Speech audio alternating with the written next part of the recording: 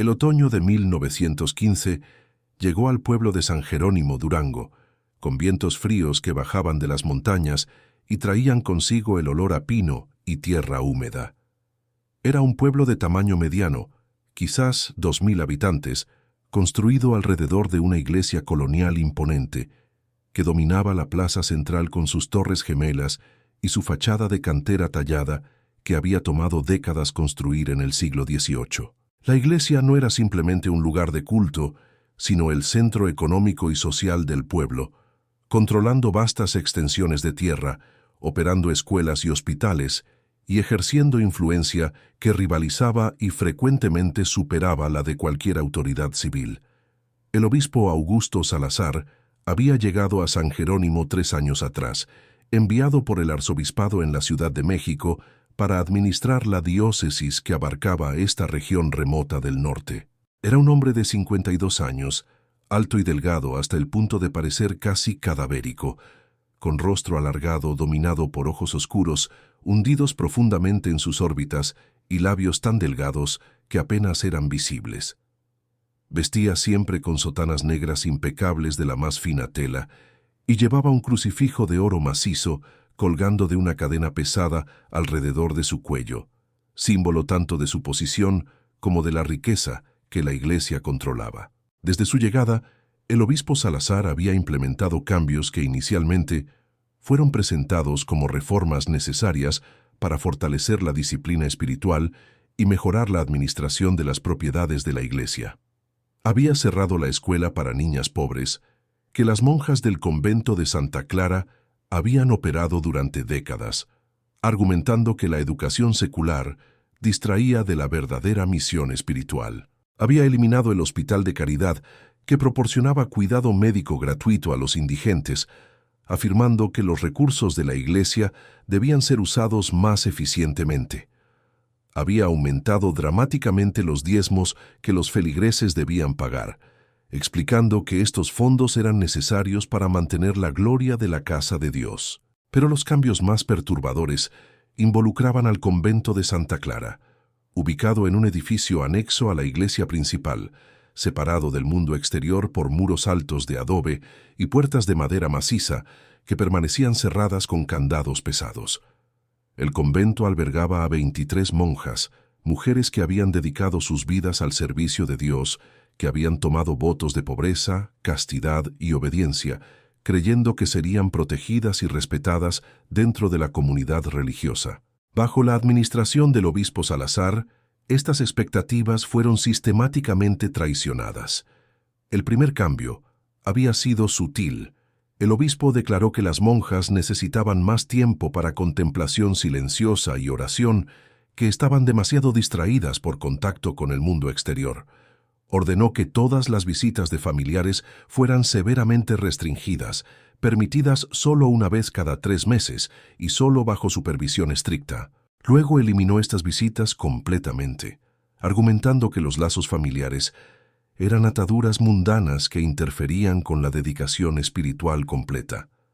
Las cartas que las monjas escribían a sus familias comenzaron a ser interceptadas y leídas por el obispo antes de ser enviadas, y gradualmente dejaron de ser enviadas en absoluto, con el obispo explicando que había encontrado contenido inapropiado que demostraba que las hermanas no estaban suficientemente desapegadas del mundo.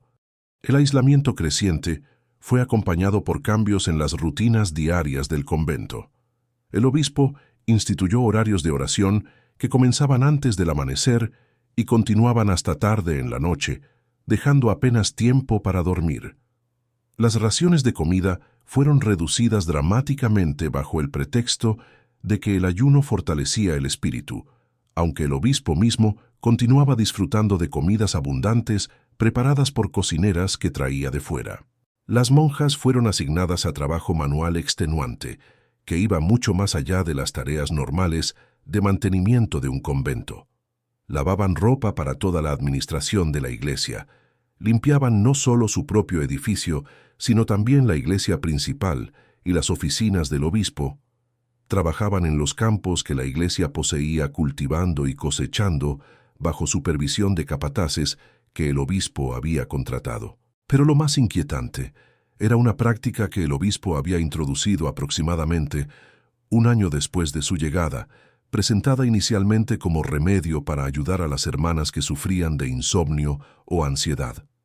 Había comenzado a preparar personalmente un té especial de hierbas que distribuía cada noche durante las oraciones vespertinas, insistiendo en que todas las monjas lo tomaran para asegurar descanso apropiado necesario para levantarse temprano para las oraciones matutinas. El té tenía sabor amargo que el obispo explicaba venía de hierbas medicinales especiales que él mismo recolectaba en las montañas, recetas transmitidas desde tiempos antiguos por monjes que entendían los secretos de la salud espiritual y física. Lo que las monjas no sabían, lo que no tenían manera de saber dado su aislamiento completo del mundo exterior y su entrenamiento de vida entera en obediencia a la autoridad religiosa, era que este té contenía dosis cuidadosamente calculadas de extractos de plantas que inducían sueño profundo y desorientación. El obispo Salazar había estudiado herbología durante sus años en el seminario.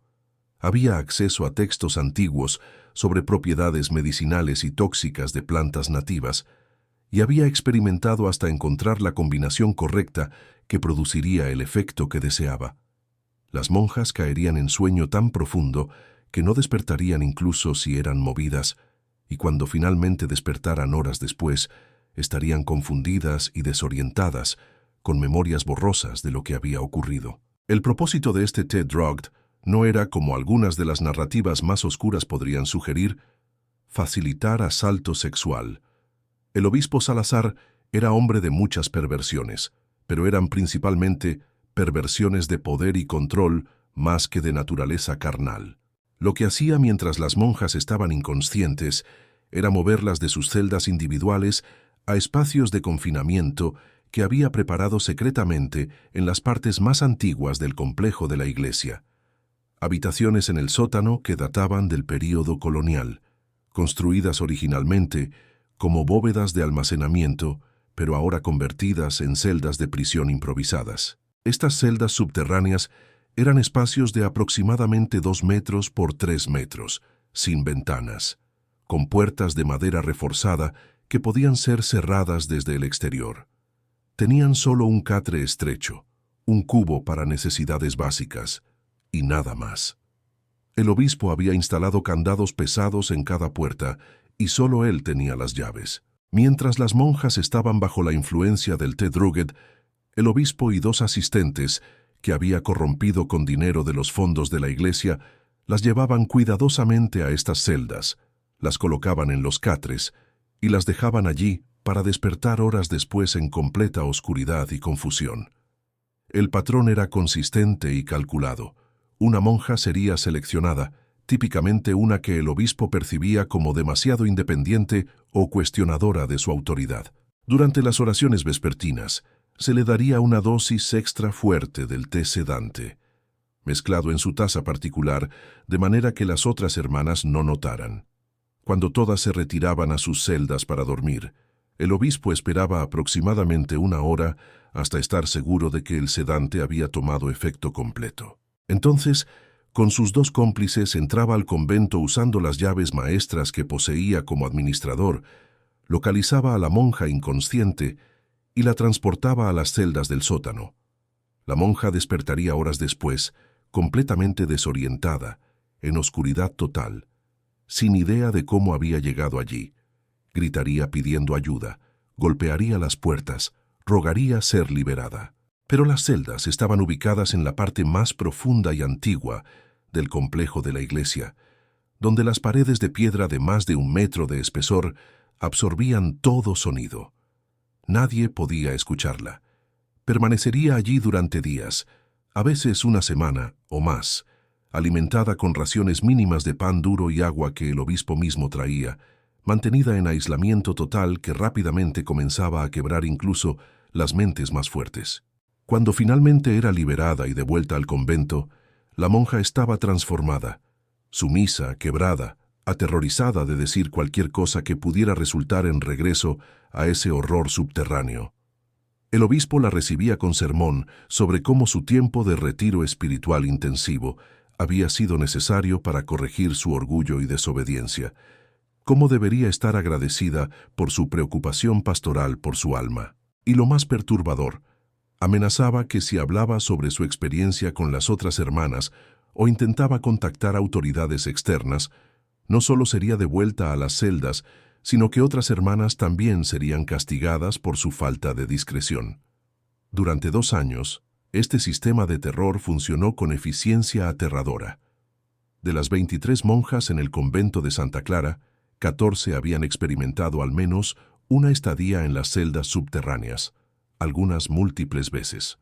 Todas vivían con miedo constante de que serían las próximas, que el té de la noche contendría dosis extra que las llevaría nuevamente a esa oscuridad sofocante. El convento se había convertido en prisión psicológica, donde las prisioneras no necesitaban guardias visibles porque habían sido condicionadas a vigilarse a sí mismas, a reprimir cualquier pensamiento de resistencia o escape por terror a las consecuencias. Las otras 9 hermanas que no habían sido enviadas a las celdas vivían con culpa de sobreviviente y miedo anticipatorio. Habían notado cuando sus hermanas desaparecían durante días, habían visto cómo regresaban cambiadas, habían escuchado los susurros fragmentarios sobre oscuridad y soledad y terror, pero estaban paralizadas por combinación de miedo, entrenamiento de obediencia y falta de opciones. ¿A quién podían recurrir? El obispo controlaba toda la estructura de la iglesia en la región. Las autoridades civiles tradicionalmente deferían a la iglesia en asuntos internos. Sus familias no tenían idea de que algo estaba mal porque todas las comunicaciones habían sido cortadas. El sistema habría continuado indefinidamente si no fuera por hermana Teresa de Ávila, una monja de 32 años que había estado en el convento durante 11 años y que poseía combinación rara de coraje moral y pragmatismo estratégico. Ella había sido una de las primeras en ser enviada a las celdas. Había experimentado una semana de confinamiento que casi la había destruido mentalmente. Pero a diferencia de muchas de las otras, había emergido no quebrada sino enfurecida, determinada a encontrar manera de exponer y detener lo que estaba sucediendo. Hermana Teresa había comenzado observando cuidadosamente, notando patrones en el comportamiento del obispo, identificando a sus 2 cómplices, mapeando mentalmente el diseño del complejo de la iglesia. Había fingido sumisión total mientras secretamente buscaba oportunidades. Su oportunidad llegó cuando escuchó que las fuerzas de Pancho Villa estaban operando en la región, moviéndose entre pueblos mientras consolidaban control sobre el norte de México en su guerra contra el gobierno de Carranza. Villa tenía reputación compleja. Era temido como guerrero brutal, pero también conocido por intervenir contra injusticia cuando la encontraba, particularmente cuando involucraba abuso de autoridad religiosa. Los revolucionarios habían desarrollado profunda desconfianza de la jerarquía de la Iglesia, a quien veían como aliada del viejo orden de opresión. Si Teresa pudiera hacer llegar mensaje a Villa, si pudiera explicar lo que estaba sucediendo en el convento de Santa Clara, había posibilidad de que intervendría. El desafío era cómo hacer llegar mensaje fuera de los muros del convento cuando toda comunicación estaba monitoreada y controlada. Teresa comenzó guardando pequeños pedazos de papel que encontraba durante sus tareas de limpieza, escribiendo con carbón de fogatas cuando estaba segura de no ser observada. Escribió relato detallado de todo lo que había experimentado y presenciado. El té Druget, las celdas subterráneas, el sistema de terror que el obispo había construido. Explicó que las monjas estaban siendo mantenidas como prisioneras bajo pretexto de disciplina espiritual, que sus derechos humanos más básicos estaban siendo violados, que necesitaban liberación de este infierno disfrazado de casa de Dios. Hacer llegar la carta fuera fue aún más difícil. Teresa finalmente encontró oportunidad cuando un comerciante de verduras llegó para entregar suministros a la cocina del convento, una de las pocas interacciones que las monjas tenían con mundo exterior. Logró deslizar la carta en uno de los canastos vacíos que el comerciante estaba cargando de vuelta a su carreta, con nota rogándole que la llevara a cualquier oficial revolucionario que pudiera encontrar. Era apuesta desesperada que fácilmente podría haber resultado en la carta, siendo descartada o entregada directamente al obispo, pero Teresa no tenía otras opciones. Por suerte extraordinaria, el comerciante era hombre de conciencia que había sospechado durante mucho tiempo que algo estaba mal en el convento. Había notado cómo las monjas parecían aterrorizadas, cómo habían perdido peso dramáticamente, cómo hablaban en susurros y miraban constantemente sobre sus hombros. Cuando encontró la carta, la leyó con horror creciente y tomó decisión de arriesgar posible retribución del obispo para entregarla a las autoridades revolucionarias. 3 días después, la carta llegó a manos del coronel Raúl Madero, uno de los oficiales de confianza de Villa que estaba operando en el área. Madero leyó el documento con incredulidad, mezclada con rabia. Luego, inmediatamente, lo envió a Villa con su propia recomendación de que esto requería intervención personal del general. Villa, quien estaba establecido temporalmente en pueblo cercano, recibió la carta y la leyó en silencio mientras sus oficiales observaban su expresión oscurecerse con cada línea. Cuando terminó, Villa se quedó quieto durante largos momentos, procesando no solo los detalles específicos del abuso, sino lo que representaban sobre corrupción institucional que la revolución estaba peleando para eliminar. Finalmente habló.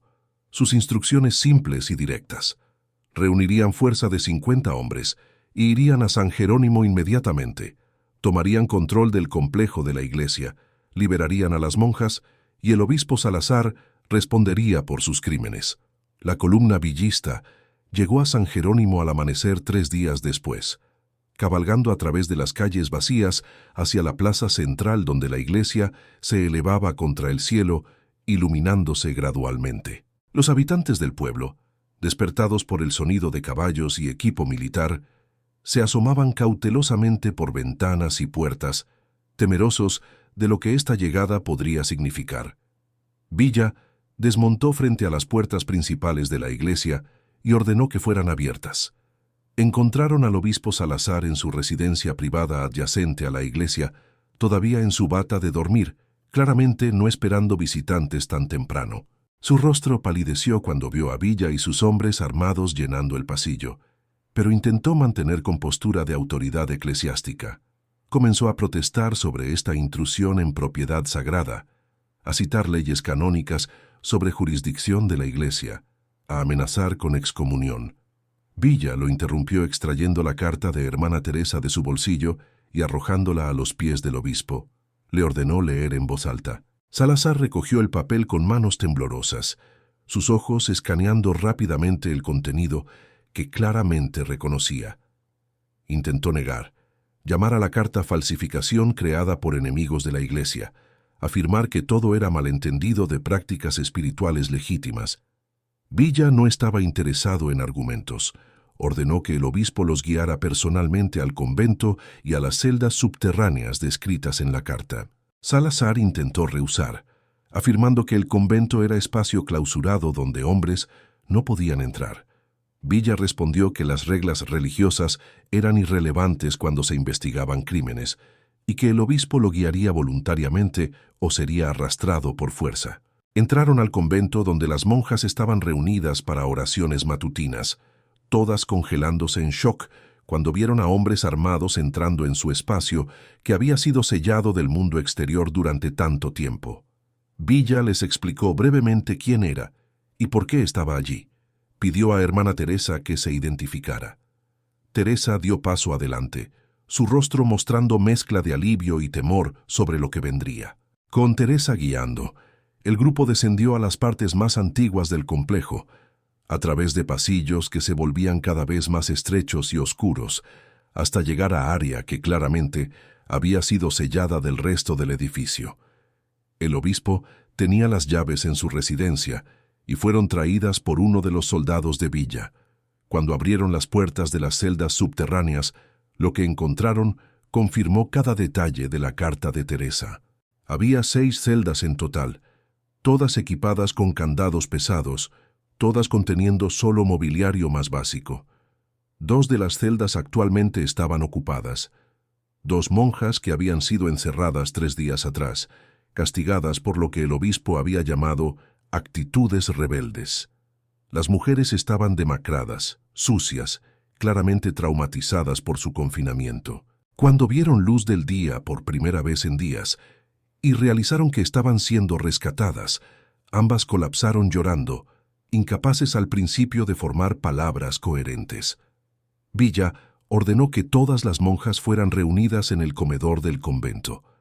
Les habló directamente, explicando que estaban ahora bajo protección del ejército revolucionario, que el obispo ya no tenía autoridad sobre ellas, que eran libres de quedarse o irse como eligieran. Les pidió que dieran testimonio sobre lo que habían experimentado, asegurándoles que no habría retribución sin importar lo que dijeran. Una por una, las hermanas comenzaron a hablar. Historia tras historia emergió, cada una añadiendo detalles al patrón de abuso que el obispo había institucionalizado. Hablaron sobre el té que las hacía dormir tan profundamente que no podían despertar, sobre despertarse en oscuridad total sin idea de cómo habían llegado allí, sobre días pasados en aislamiento que las llevaban al borde de la locura. Hablaron sobre terror constante, sobre cómo habían sido cortadas de sus familias, sobre cómo el convento había sido transformado de comunidad religiosa en prisión psicológica. El obispo Salazar intentó defender sus acciones, argumentando que había ejercido solo disciplina espiritual apropiada, que las monjas necesitaban corrección por su orgullo y desobediencia, que como su superior religioso tenía tanto derecho como deber de administrar tales castigos. Villa escuchó estos argumentos con expresión cada vez más oscura. Luego simplemente respondió que drogar a personas sin su conocimiento y encerrarlas en celdas subterráneas no era disciplina espiritual, sino crimen criminal, sin importar qué justificaciones religiosas fueran ofrecidas. El juicio del obispo Salazar fue rápido pero completo. Villa convocó tribunal revolucionario donde las monjas pudieron testificar públicamente sobre lo que habían experimentado.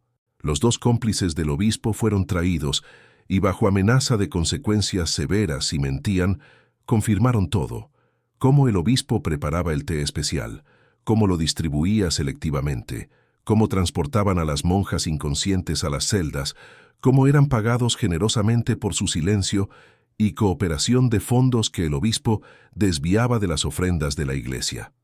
El veredicto era inevitable.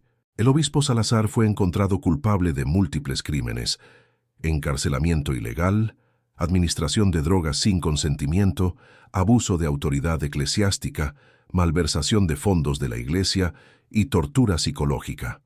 La sentencia fue ejecución, a ser llevada a cabo al día siguiente. Sus dos cómplices recibieron sentencias de prisión, pero fueron perdonados de ejecución, dado que habían actuado bajo autoridad del obispo y habían cooperado con la investigación. Pero antes de la ejecución, Villa ordenó que el obispo fuera encerrado en una de las mismas celdas subterráneas que había usado para aterrorizar a las monjas. Pasaría su última noche en la oscuridad total y el aislamiento sofocante que había infligido sobre otras, experimentando fracción del terror que había creado. Era justicia poética que Villa consideraba apropiada. El torturador experimentando su propia tortura, el creador del sistema sufriendo bajo su propio diseño. La ejecución del obispo Salazar fue llevada a cabo al amanecer en la plaza central de San Jerónimo, presenciada por gran parte de la población del pueblo. Villa permitió que las monjas del convento de Santa Clara decidieran si querían asistir o no. Aproximadamente la mitad eligió presenciar el final del hombre que había controlado sus vidas con terror durante 2 años. El obispo enfrentó su muerte con mucho menos dignidad de la que había exigido de sus víctimas, rogando clemencia hasta el final, su fachada de autoridad espiritual completamente desmoronada. Después de la ejecución, Villa tomó pasos para asegurar que las monjas pudieran reconstruir sus vidas. El convento fue declarado independiente de la jerarquía de la iglesia local y colocado bajo protección directa del gobierno revolucionario hasta que nuevas estructuras apropiadas de supervisión pudieran ser establecidas. Las celdas subterráneas fueron selladas permanentemente, sus puertas removidas y los espacios llenados con escombros para asegurar que nunca pudieran ser usadas nuevamente. Las monjas tuvieron opción de quedarse en el convento, bajo nuevo liderazgo elegido por ellas mismas, o de dejar la vida religiosa completamente si elegían hacerlo. Hermana Teresa, cuyo coraje había iniciado la liberación, fue reconocida públicamente por Villa como heroína que había arriesgado todo para exponer la injusticia. Ella eligió permanecer en el convento, siendo elegida por las otras hermanas como su nueva líder, posición que usó para reconstruir la comunidad basada en principios de respeto mutuo y autodeterminación en lugar de miedo y control absoluto. La historia de lo que sucedió en el convento de Santa Clara se extendió rápidamente a través de la región y más allá, convirtiéndose en otro ejemplo del tipo de corrupción institucional que la revolución estaba peleando para eliminar. Para los anticlericalistas dentro del movimiento revolucionario, era evidencia de por qué la Iglesia necesitaba ser despojada de su poder e influencia excesivos. Para aquellos dentro de la Iglesia que genuinamente buscaban reforma, era recordatorio vergonzoso de cómo autoridad religiosa podía ser pervertida por individuos sin escrúpulos. Las monjas que habían sido liberadas llevaron las cicatrices psicológicas de su experiencia durante años. Varias necesitaron tiempo considerable para recuperarse del trauma del confinamiento y el terror constante bajo el cual habían vivido. Pero con apoyo mutuo y tiempo, la mayoría logró reconstruir vidas que tenían significado y propósito. El convento eventualmente reabrió la escuela para niñas pobres y el hospital de caridad que el obispo había cerrado, volviendo a su misión original de servir a la comunidad en lugar de servir como instrumento de control de un hombre.